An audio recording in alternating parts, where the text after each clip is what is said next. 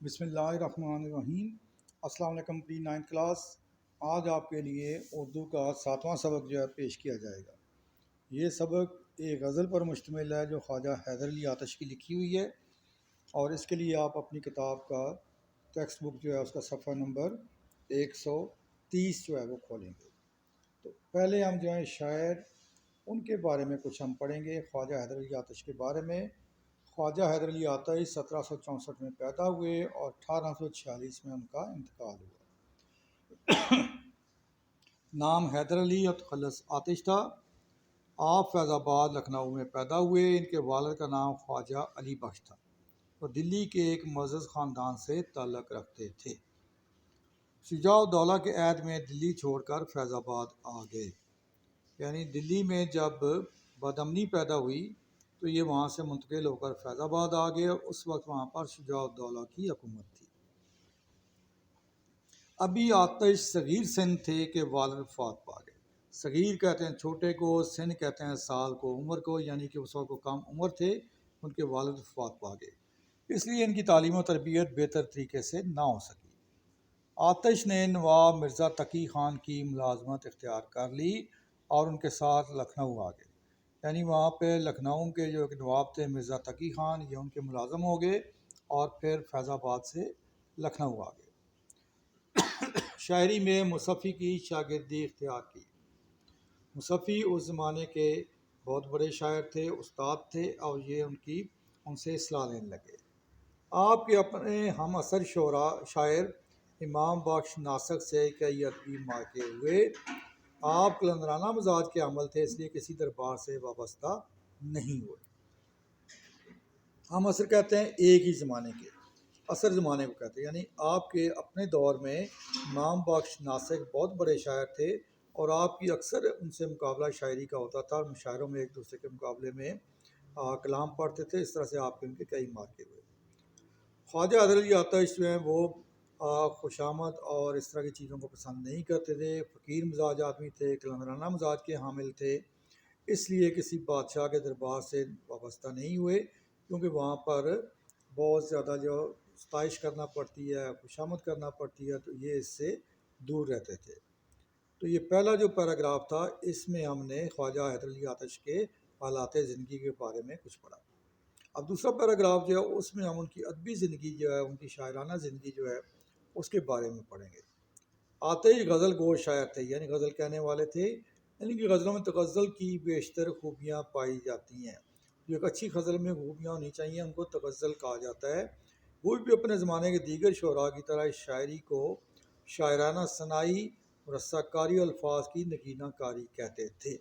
اس زمانے کا جو ایک اسلوب تھا، ایک طریقہ تھا، اس کے مطابق شاعری جو ہے وہ کیا تھی؟ ثنائی، صنعت، بنانا، یعنی کہ یہ کلام کو بنا کر پیش کیا جاتا، مرصع کاری، اس کو سجانا، اور الفاظ کی نگینہ کاری، نگینہ کے جیسے کہ آپ دیکھتے ہیں زیورات کے اندر موتی جو ہیں وہ قیمتی پتھر جڑاؤ کیے جاتے ہیں، اس طرح ان کے خیال میں الفاظ جو ہیں نگینوں کی طرح غزل میں پروئے جاتے تھے۔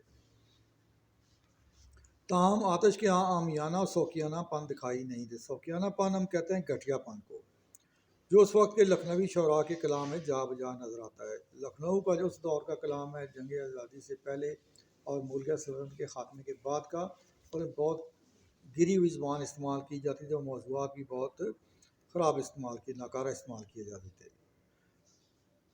آتش کے کلام میں فکر و غنا، یعنی کہ غنام کہتے ہیں توکل کرنا، کسی پر جو ہے بھروسہ نہ کرنا، غنی ہونا، توکل، اللہ پر توکل کرنا، اللہ پر آسرا کرنا، تصوف یعنی صوفیاء کی طرز پر چلنا، اللہ تعالیٰ نے جو حکم دیے ہیں ان کے مطابق چلنا۔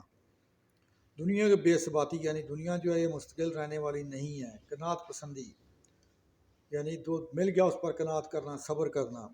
درویشانہ رنگ، درویشوں سے زندگی، کسی چیز کی طلب و خواہش نہ کرنا، اور اخلاقی مضامین جو ہیں وہ آپ کے کلام میں بکثرت دکھائی دیتے ہیں۔ ان کی غزلوں میں تغزل یعنی غزل کی خوبیاں، اس میں ترنم ہوتا ہے، موسیقیت ہوتی ہے، اور مضمون ہوتا ہے۔ رجائیت کہتے ہیں امید پسند ہونا، یعنی کسی چیز کے بارے میں اچھی امید رکھنا۔ سادگی اور سلاست، سلاست ہم کہتے ہیں کسی چیز کو، اس کا جس کو ہم انگلش میں فلوئنسی کہتے ہیں، یعنی کہ اس کا مسلسل ہونا، اس میں کسی طرح کی رکاوٹ اور الجھن پیش نہ ہونا۔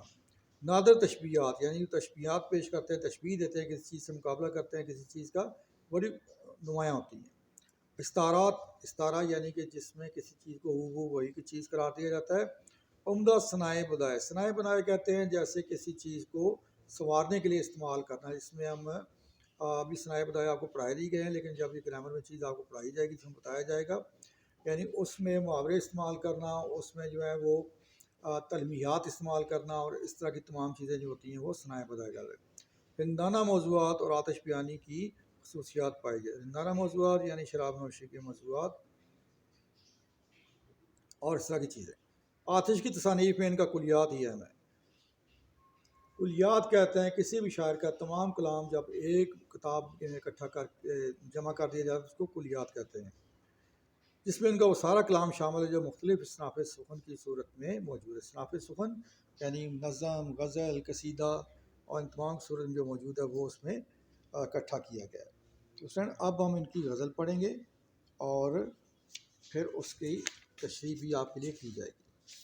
تو غزل ہم پڑھتے ہیں، یہ پہلے غزل ایک دفعہ پڑھیں گے، پھر انشاءاللہ اس کے بعد تشریح کریں گے۔ رخ و زلف پر جاں کھویا کیا، اندھیرے اجالے میں رویا کیا، ہمیشہ لکھے وصف دندان یار، قلم اپنا موتی پرویا کیا، کہوں کیا ہوئی عمر کیوں کر بسر، میں جاگا کیا بخت سویا کیا، رہی سبز بے فکر کشت سخن، نہ جوتا کیا میں نہ بویا کیا، ورہمن کو باتوں کی حسرت رہی، خدا نے بتوں کو نہ گویا کیا، مزہ غم کے کھانے کا جس کو پڑا، وہ اشکوں سے ہاتھ اپنا دھویا کیا، زن خندان سے آتش محبت رہی، کنویں میں جسے دل ڈبویا کیا، کنویں میں مجھے دل ڈبویا کیا۔ تو اسٹوڈنٹ اب ہم غزل کی تشریح کریں گے۔ شاعر اپنے محبوب کے بارے میں کہتے ہیں کہ میں ہمیشہ اس کے رخ، چہرے پر، زلف پر اپنی جان کھوتا رہا۔ یہ اسٹوڈنٹ پرانی زبان ہے، پرانی اردو لکھی ہے، اب اس طرح نہیں تھے، اب کھویا کی بجائے کھوتا رہا، یا اس طرح کہیں گے رخ و زلف پر جان کھویا کیا، یعنی اپنی جان اس پر لٹاتا رہا، وارتا رہا، قربان کرتا رہا، اندھیرے اجالے میں رویا کیا۔ اب رخ کو، چہرے کو انہوں نے اجالے سے تشبیہ دی اور زلفوں کو اندھیرے سے تشبیہ دی ہے۔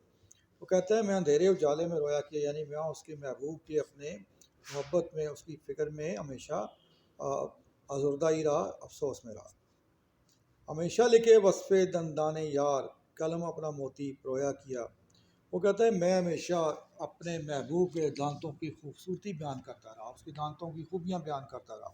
وصف ہم کہتے ہیں خوبیوں کے، اور ایسے ہے جیسے موتی پروئے جاتے ہیں اور مالا بنائی جاتی ہے، میں اپنے محبوب کے دانتوں کی خوبیاں، یعنی ایک ایک دانت کی خوبیاں لکھتا رہا، اور اس طرح جیسے میرا قلم جو ہے موتی پروتا رہا، ہار بناتا رہا۔ کہوں کیا ہوئی عمر کیوں کر بسر، میں جاگا کیا وقت سویا کیا۔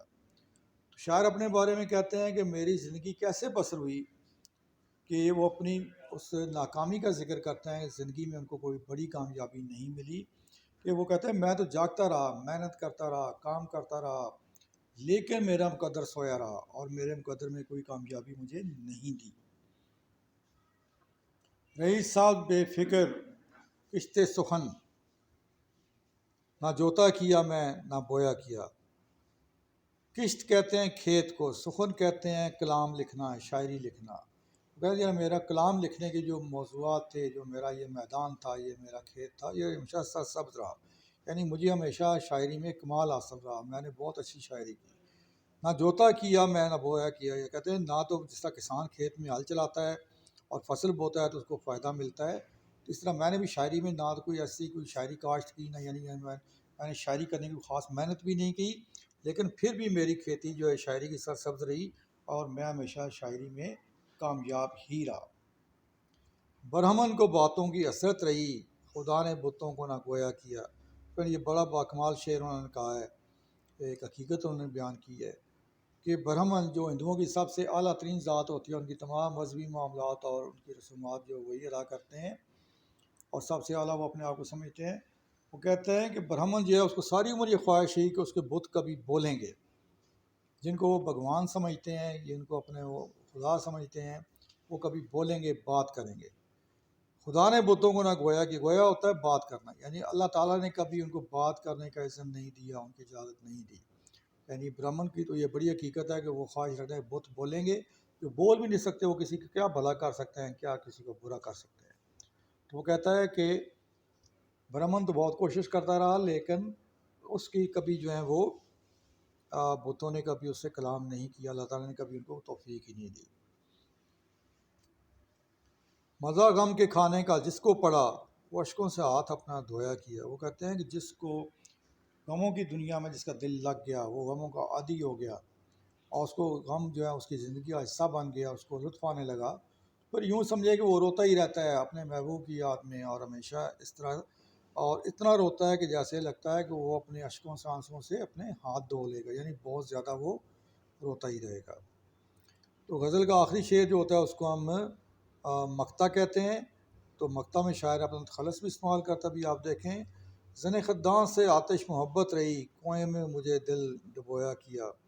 ज़न ख़द्दान स्टूडेंट्स कहते हैं गाल में जो बात करते हुए हंसते हैं, जो एक डिम्पल जिसे हम कहते हैं या गला सा पड़ जाता है, उसको उन्होंने ज़न ख़द्दां कहा है, कहते हैं फ़ारसी में, और उसे वो कुएँ से तशबीह दे रहे हैं कि मुझे अपने महबूब के गाल पे पड़ने वाला जो ज़न ख़द्दां का निशान है या वो डिम्पल या गड़ा है, वो मुझे बहुत पसंद है, और मैं हमेशा इसमें अपना दिल डुबोता रहा, यानी कि मैं अपने महबूब पर फ़िदा होता रहा और तमाम ज़िंदगी उसी के लिए बसर कर दी।